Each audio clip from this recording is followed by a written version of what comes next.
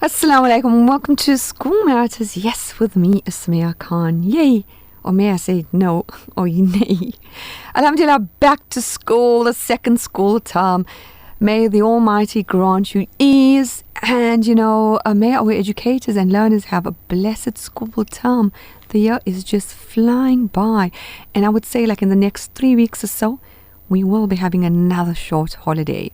Well, our topic is continued from last week, and unfortunately, Mr. Francis was unavailable.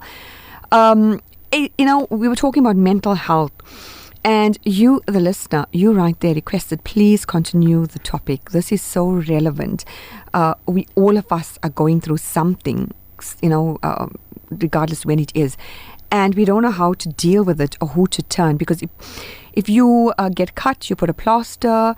If you are physically injured, everyone can see it. But if you are mentally injured, no one knows, and you still got to put on that act, or you still have to continue, living and doing everything what you do. Mental health. It's okay not to be okay. Well, your mental health is just as important as your physical health, and you are not your mental illness. I like that. You are not your mental illness. Since we School Matters, educators, teachers especially, experience these health challenges when it comes to depression, anxiety, burnout. It's quite significant issue affecting teachers, often stemming from high demanding workloads, emotional exhaustion, and difficulties in managing a classroom. Some would even say that there's no support from a leadership. Well, especially in a government school, where teaching is demanding profession, with teachers facing long hours, pressure to perform, and often dealing with challenging learners, especially with the negative behavior. Studies show that a significant portion of teachers experience symptoms of depression and stress. A lack of support system and social mechanisms can lead to anxiety, burnout, and depression. Teachers may face low self-esteem, emotional exhaustion, and difficulties in dealing with disruptive learners and even educators. Burnout, depression, when it comes to burnout, you're always feeling emotionally drained, physically exhausted, experiencing a sense of cynicism or detachment from work, depression, persistent sadness, loss of interest in activities, changes in sleep and appetite, difficulties in concentrating. When you're going home, you're lashing out and practically fighting or boxing everyone down. Anxiety, excessive worry, nervousness, and panic attacks. Other signs, you're always irritable, changes in personal patterns, and disengagement from work. And this does not only affect the educator, but also the management, the DH, the principal, and all those who are involved in a school system. Many say there's lack of support, insufficient resources, no administrative resources and support, low or little growth. Student issues. Well, currently in SA, this is such a big problem, a dilemma. Actually, it's a worrying dilemma when you're having learners who are actually I'll use the word killing each other, hurting each other so bad that you discover or you learn from social media or press that learner did not make it. Dealing with disruptive, uninterested, or rebellious learners can it be emotionally taxing. When you're an educator, we do not practice corporal punishment, but many of us say that if it was our very own child, we would have thrashed the living daylights out of them. Burnout, stress, teaching can lead to burnout, which can manifest depression, anxiety, and other mental issues. I was just reading the other day, social media, an article where it said that finances are so low at schools that principals are even using their own personal cash to carry their schools when it comes to either resources or something. Well, this is quite shocking. Today we want to focus more on our colleagues. Yes, our colleagues. Last week we touched in general on everything and how it affects a person, an individual. But today we want to focus on our colleagues. Well, our guest in studio is Da-da-da-da, drums. Do-do-do-do-do-do. Yes, Veronica Slavitt, George Campbell, how are you doing? I'm good. Do you know, I just want to thank you. say this. Someone told this to me, and I heard other colleagues saying this to each other. Wow, you're looking so fresh. You're looking so nice. Did you do a facial? What did you do? And all of us just look at each other. It's lack of, we're having kind of nice sleep, even though it's a different odd hours. We're eating on time. And we're not really thinking of school or We that. are. We are, but like Today? no, today we are. So I just want to tell you, you're looking really cool there. Green's your color. Oh, yeah. It's You're looking good. been a long day. So keep it Yeah. going, huh? No, hundreds. Keep yeah, it it's going been till a the long end of day. the term. Yeah, I know, it's been a long day. Good evening to all the listeners. Thank you. Yes, we survived the holiday and now we're in first step into the second term. But what it is, no one understands what it is like being an educator. I think I'm part of the SGB and I quite often have a lot to say about teachers to the SGB, because I think sometimes even our SGBs don't have an understanding of what we go through. And there's demands and from the SGB, there's demands from the SMTs, there's demand from your HODs, from your subject heads. It's all these heads and everything. And your head is on the block back. And your head is on the block, yeah. So it is, I think from an educator point of view, like now, I think a lot of schools have already handed out reports. If you haven't, then a lot of staff are now double checking marks that's going through. Parents' evenings are now going to start happening. Teachers are now preparing the attack from parents, like, what have you done? Why have you not done this for my child? Why did you not tell me this? What are you doing to improve this? And so forth. So it is that whole preparation of second term, and also preparing for an exam. For many schools it's a major exam. It's for matrics it's the June exams.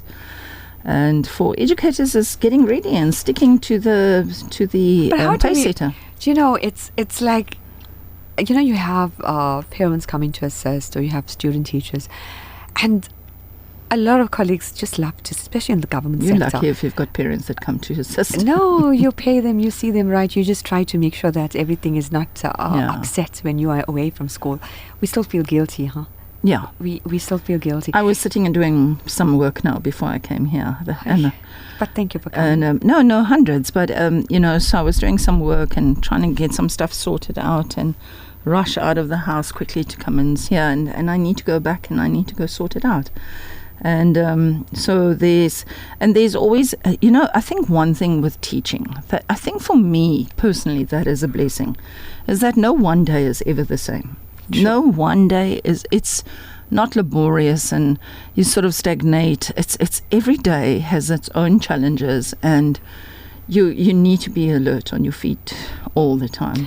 A lot of colleagues and a lot of student teachers who, people are becoming teachers, you have all this theory of how you do classroom management and how you conduct a lesson and how you use teaching aids, resources, and how the different barriers of learning and how you involve inclusivity and everything. And then they are put in this classroom and sometimes you don't know whether to laugh or cry or just be so disgruntled with tertiary institutions which are training these young adults to embrace. But I think that's in any work environment. I don't think it's just But teaching. did we have it so bad? I remember I was thrown in the deep end and I had to swim. I had no choice. But today, a lot of schools will have a mentor teacher that will stand in, and you can monitor the teacher and help the teacher. And you there sort of to guide the teacher. You're not telling them exactly what to do, but you guide them and give advice. Yeah, I think what is quite challenging for them is we never get so much of a hate or just don't care attitude from the learners, which we were in the class. I think that learners have become more brazen. They've become more arrogant. And in the end of the day, I think I say this over and over. There's no consequences anymore for things that are going on. They can do things, and then you cry this, and you cry poverty, or you cry this, and but there's a youth, and they didn't know, and I didn't know. The favorite word is I didn't know. But you know, the sad and the harsh reality is, for every wrong, the parent and the learner is protected. I'm not picking. These are our views and our opinions. That also leads to a really, really disappointed, unhappy educator, because you mean well. Like, for instance, I experienced this, and I'm saying this. A child doesn't answer 4 questions on an assessment, which is constantly given and collected, plays around constantly, I think probably for hours, the whole 2 weeks you do it. And he fails. And parent comes down to fight with you. You're the problem. And generally management don't really support you. It's like, mom is always right, dad is always right, parent is always right. Pacify, department says pacify, make them happy. Give another turn. Give another chance. Opportunity. Teacher is brought down on a ton of bricks. What did you do to ensure? Gosh, you got like 45, 47 in a class. And we look again at this very same child. We did everything because you got no vested interest. Give the paper again. Do everything, up the marks, do whatever you have to do. This never happened in our days. And sometimes if it was a different school, in a different situation, what I mean, if it was an affluent school, generally parents are afraid of the school. But this comes back to one of the discussions we've had quite a while back, where the parents are trying to be the buddies of the children. And because the children throw tantrums, and the children now they go into their little emotional statuses or little frenzies. Not that I'm not down running this. Please don't get me wrong. These are views and opinions. Yeah, the children are now they have their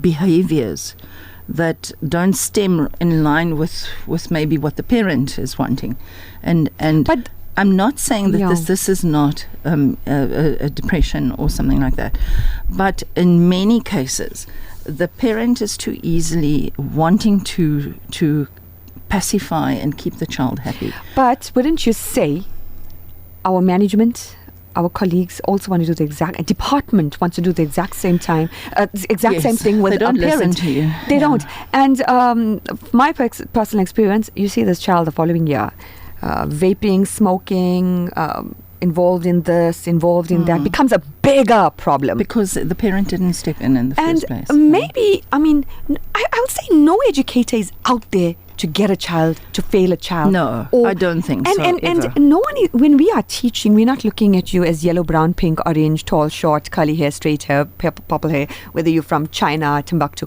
We don't look at our children not like at all. that. But parents tend to think you're doing this. That's a first blame game. But I get. Can I make a joke on air? No, wait. I'm trying to tell you a story. So what's happening now is, I think that with educators, it's this constant battle. If you are being bombarded all the time, you get emotionally exhausted. By the end of the term, I must be quite honest, it's one of the few times, I'm not quite sure what it was, but I was exhausted at the end of last term. And I did absolutely nothing this holiday. I went out. I have this thing that I call my human relations program. So all the people that I don't see during the term, because it gets so hectic, I go and visit them. And for me, that is... Visited me. Yes. But you know what I'm saying? It's my food for my soul. Exactly. And this is one of the things that I want to advise people who are feeling that they're lost and feeling that life is getting them down, because it's hard work. I just didn't go away. I sat in the garden. My son had put up these 2 bird feeders, and I was for hours sitting and watching the birds and these. And I cannot tell you what a kick this gave me. But I will it was so peaceful. Exactly. No kids screaming. I don't get to be alone at home, or like you always have something to do and someone wants something. I'm not saying that we don't want to assist or help. Like with all that I do, just to be at home, stay in your pajamas, sleep in and do nothing. But that is something. That is like food for your soul. That is like, okay, I'm OCD, like you'll say, you know what, that shelf in the kitchen, I need to take out all the dishes and wash up. That's what I told. That curtain, no, I need to. And don't you feel like so good? Like you realize that your family, your home, your garden, it has been so neglected, because just the other week you said we started school the beginning of the year, and before we know it, the first term was over. Yeah. The first term was over. But you must now know that there are teachers that were actually teaching in this holiday I know, as well. especially you guys, a lot of our high school. In this area, you drive and people are walking in these, learners are walking in their school uniform, and they had full days teaching. These teachers were teaching. There was no break for this teacher that is now in our local area. I'm waiting for a tech to come. I can see there's lots and lots of messages coming onto the screen. But you know what I'm saying? So this poor teacher has had no break. It's supposed to be just a recharge. I'm telling you, I recharged this holiday.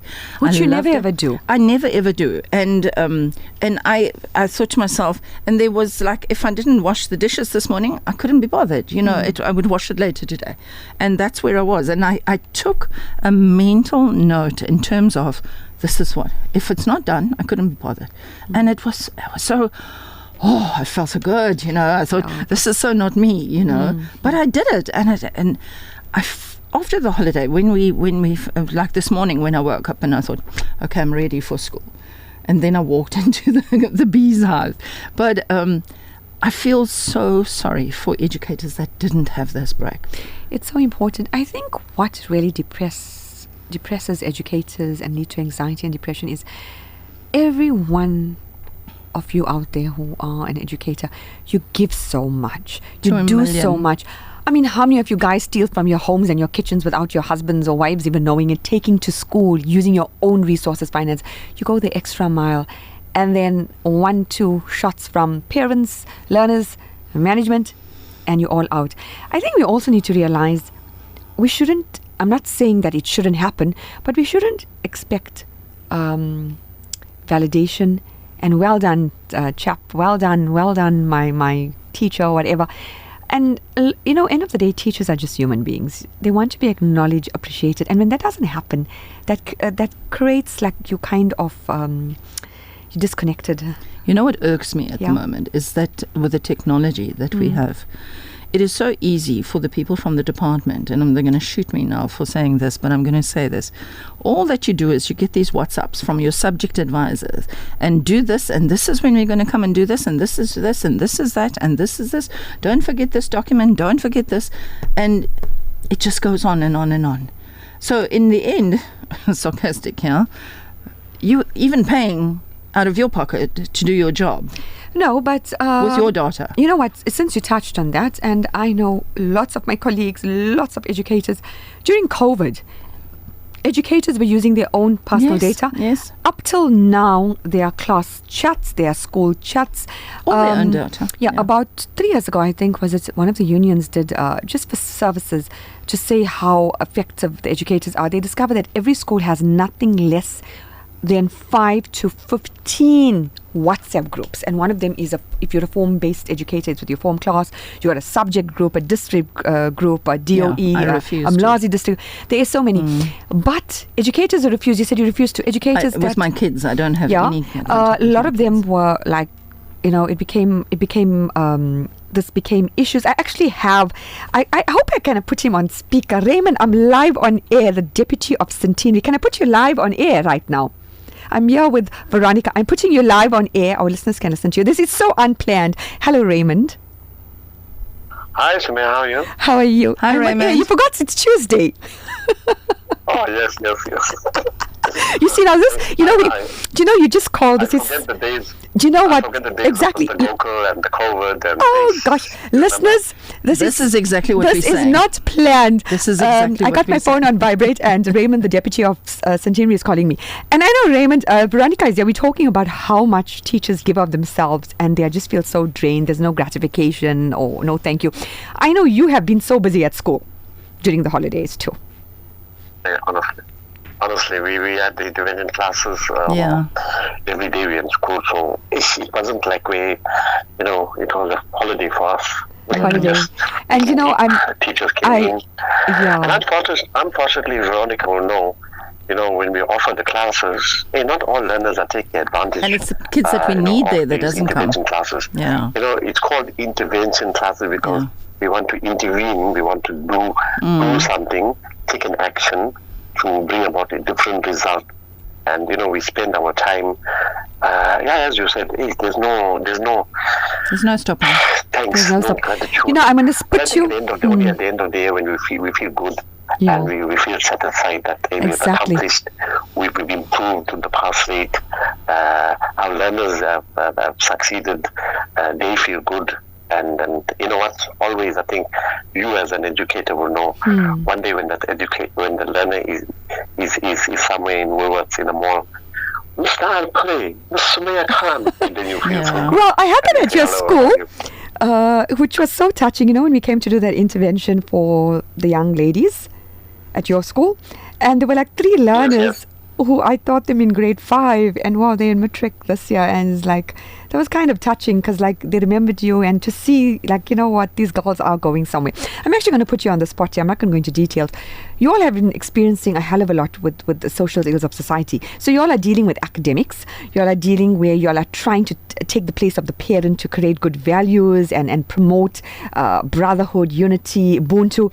So you all are really drained at your school. And Absolutely. and for those who are listening, this is an unplanned telephone call. I'm actually chatting to Mr. Pillay on my cell phone, and you know what, Mrs. Pillay is also an educator, and I always tell him, so what time do you guys go home, because I still see your car parked there? He says no, and I said, sup? I said, what to do? We just grab pizza. Meal on the run. Absolutely. It's just and there's not enough time in the day to actually do your own work. Because we're in many positions, you have to ensure if the learner comes, if a parent comes, if there are discipline issues. So there's not enough time in the day. So after school, you have to wait. You have to, just make sure everything's being done according to what the department wants, what the parents want. It's demanding. I can't complain, but we have to do it. Okay, so Raymond, one question. Now it's added stress because nearly every day you have department officials at the school, and they demand A, B, C, and you just have to do what we have to do. Okay, Raymond. Raymond, a question. Sorry. If you look at the learners, they come first. So the first thing is we have to service. We have to ensure learning and teaching is taking place. They just come off now the assessments. We come back, we have to go through those assessments, go through the corrective measures, the road department papers, so it was of a certain standard. And then on Thursday, the 10th, all those statistics need to go back to the department. They need to see where your school is pitched. And if you're not performing well, they'll be at the school to ask you questions. What is going on? What's your remedial measures? What's your intervention? So, it's quite demanding. And look at the holidays in April. It adds more. Although it's good to have holidays, but it's only 11 days left in April. And then you have May. And in June, they write the exams. Yeah. So time constraint is challenging, but we'll get through. So what do you do to relax, Raymond? What do you do to when you have time out? Well, how do you relax? Sorry, I didn't hear that. I said, now, Raymond, when you're now having time out, what do you do to de-stress? You want to know the truth? I just like to stay home. I just like to watch a movie or a series of something. But on Fridays, it's my day. I got a teachers league, and that's for football. Belong to KZN, KwaZulu-Natal Teachers Association. So we've got soccer, volleyball, cricket, and then we keep ourselves going. So every Friday, I make sure I try and get to the guys so that we play guys from around KZN. And there you meet teachers, you meet department officials, you meet, and you get to talk shop, but we de-stress. And I think that for me is very important. You have to have that part of it. And the health issues, because while you're playing, you're getting the exercise, you're getting some sort of, de-stress. letting that blood flow in your body, Do you know you... So, you're talking about Sorry, de-stressing. Sorry, you're talking about de-stressing. I don't know, a principal from Karvastan, if he's listening, also a regular guest. Every time I tell him, Mr. Pillai, he's also Mr. Pillai, what are you doing to de-stress? He'll say, let me video call you. He says, I go to school and I do my gardening. And then he'll show me, see, I'm building this this pond, and I'm doing some vine. And he said, because he spends so much of time, especially in a high school, you know how it goes, where you at the end you need those good results. So he says he just tries to make himself happy and find a way to de-stress, to such a point where he said the teachers who come for the holiday classes and the weekends, they actually bring pots of food where someone brings the chicken, someone brings the curry powder, the oils, and they actually cook an open fire, a chicken curry in school. He says they do everything to enjoy just being there, because he tells his teachers that, I know y'all are leaving y'all's family, y'all's ironing, y'all's washing, y'all's maintenance at home. Your children. And, your children, especially if they're little, and you being here, so let's make it work. And he said to such a point where when he came around 4 o'clock, or when the children were just gone off, because sometimes it's a full day, he'll tell them, right, call your spouses or call your families and everyone will eat together. So he said just to create, and that's an excellent idea, but we wouldn't think of it because we will be worried about whether our pot is going to get stolen or whether we'll get robbed. But what to do? I mean, this is the harsh reality, so we just have to ensure security is at school when we are busy at school. Yeah. So you are not going to talk shop with me on air, right? Because you can't have all the listeners to listen to what we're saying. But what would you like to say before you go? I'm just wishing all the educators, I really take my hats out to you for your dedication, the inspiration you give to our kids. You're an educator, Veronica, and you all know what all teachers are going through. And I think the little support that you get from the parents, the little support that you get from the community, from the department, and of course the most important thing, if you can't get the support from your comrades, from your colleagues, from your SMT, from your principal, and your SMT, then you're in trouble. Yeah. Because that is where, as you said, the most amount of time is spent at school. So my parting shot would be, my hats off to all educators under all the trying circumstances that we have. We come through.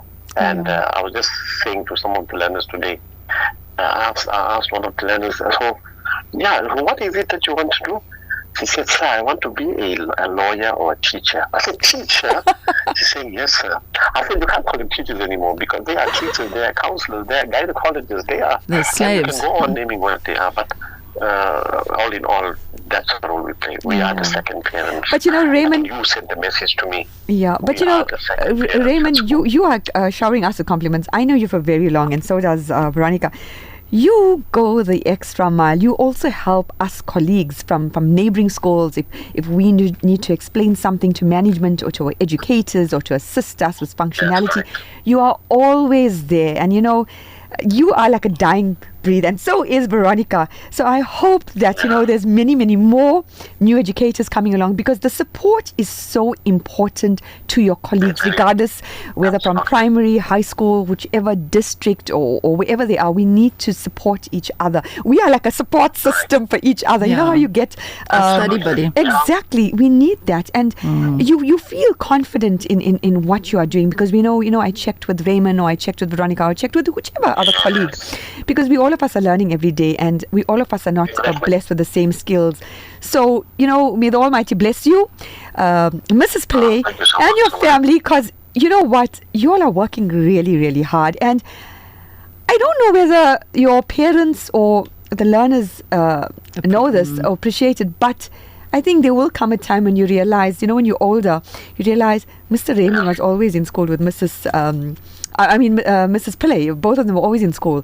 And this goes for so many other educators, management, who give so much of their time in school. And we may not be blessed monetarily, but the Bible, the Quran, Holy Scriptures say, seek knowledge from the cradle to the grave, and teaching is a noble profession, and you will be blessed, and so with your offsprings and families. So thank you so much, and looking forward, hopefully you will try to make a plan to attend tomorrow's function. I know that.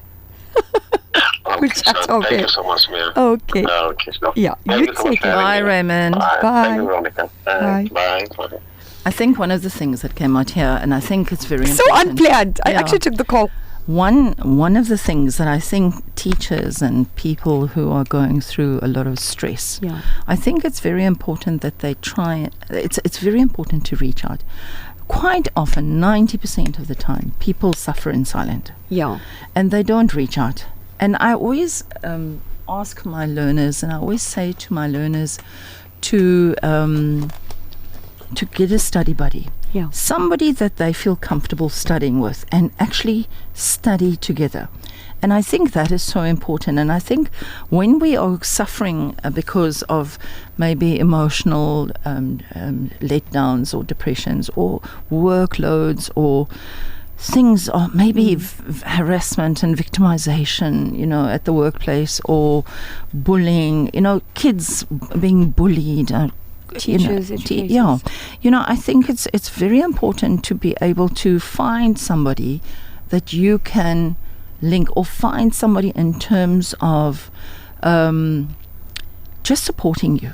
Well, there's a message for you, Veronica. It's coming. There's no name, but is this Mrs. Slabbert, the electronics teacher from George Campbell? Yes, it is her. Another message came from Nabawia. This message was so cool. I think she messaged me privately.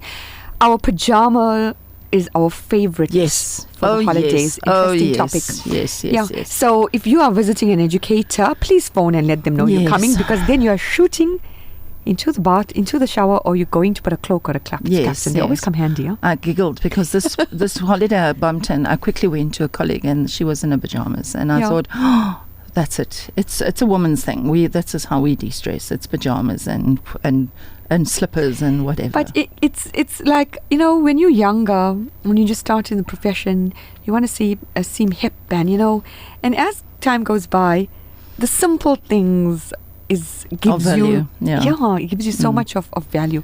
But the mental health issue is kind of I was listening to a report bad. just in this week about the funding that has been reduced for mental health, and one of the ladies that are in charge of one of the departments in the mental health was speaking out and stating the crisis that it's going to have, because people, the funds to support these people, psychiatrists and psychologists, and the whole group of people that support people that are suffering from depression and just anxiety, that funding is now limited. Exactly. And What there's is it just called? no support. What is it called? A welfare?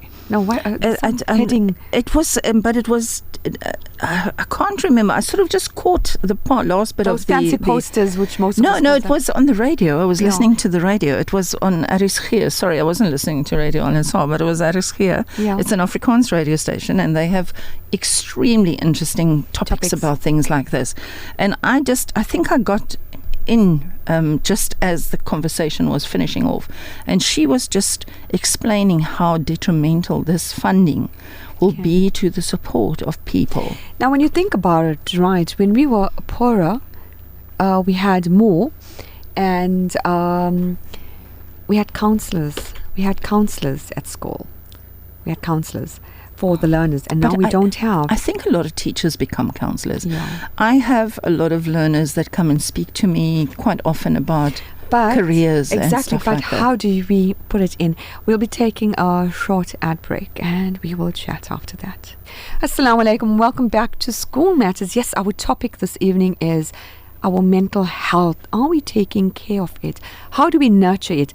How do we know that someone is experiencing something?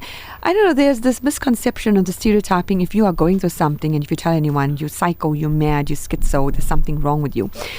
Things like where somebody repeats a word or a sentence, or asks you the same thing a few times, or someone mispronounces something, or, they're edgy, or they show that they're not at ease. We tend to mock them. But do we really understand what are they going through? That could be a sign of mental health issues where they're experiencing something. Not everyone can be calm and cool and just act like nothing's going on. Veronica, you were mentioning something just before we went we went to break. I was talking about support system and people. I think quite often I will sit in a classroom and I will notice some stuff, and then if I walk past the learner in the passage, or I'll just have a quick chat and just say, listen, I've noticed X, Y, and Z. Is everything all right? But it's not something that you do in the class. I think in my classroom, a lot of kids just think I'm like a little Hitler. But when you because in that scenario it's very difficult, because you put pressure on the learner, when you ask questions and stuff like that.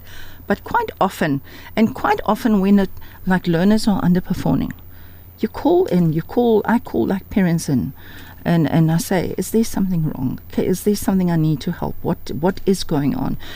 We do have a social worker at school, and she's brilliant. She's a qualified social worker, but she also teaches ALO, and she and Raymond worked quite well together as well. And so I send the learners to her. Quite often I will pick up something, or I'll go and chat with her, and I'll say, listen, I notice X, Y, and Z with the learner. Can you please investigate? Listen, sometimes I'm off the spot, sometimes I'm spot on. So I want to also just say, quite often parents, children that are going through adolescence, difficult children, parents suffer from serious emotional trauma when they are going through traumatic. A kid is constantly difficult. All we do is fight with the child. And then sometimes when you call in a parent, the parent will burst out in tears and say, I don't know what to do, please help me, those kind of things. So I think it is important that we reach out and sometimes look deeper.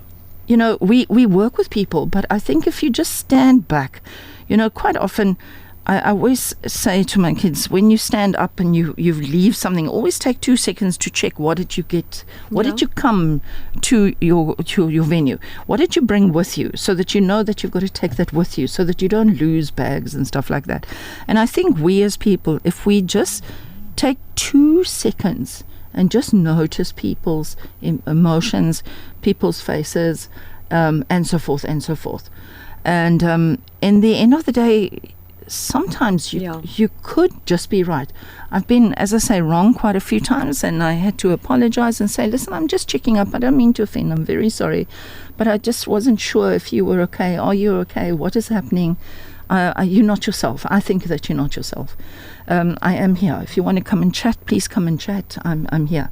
So I think for us as educators, that is very important. And quite often I will phone a parent and I say, but I've noticed this, and I love using this. I say, Peter Pan. I say, I've noticed Peter Pan isn't his normal or her normal self.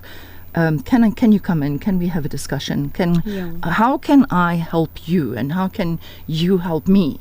Because I noticed this, and quite often when we as educators have that discussion with parents, you do pick up that there are issues. But it's not something that I advertise. It's something that you do in private, and you watch the child. Like now, there's some learners that in my classes that are just suddenly performing. Exactly. And I go to them privately and I say, I'm so chuffed, well done. You've always been difficult, but I now notice that you're working so hard. Thank you. Do you know, you're talking about learners. What about our colleagues who are really struggling, going through stuff? Yeah. They normally say with age, wisdom comes. We all are not perfect. And you tend to understand people better. Like, for instance, if you have someone who is mocking you or picking on you. That happens and often, yeah. Why fight that person? Shame. They are going through something. They basically need help. And also, we have colleagues who may not talk or say much, but they might show their negativity through their teaching or their relationship with colleagues. It could be with anyone, in their working situation.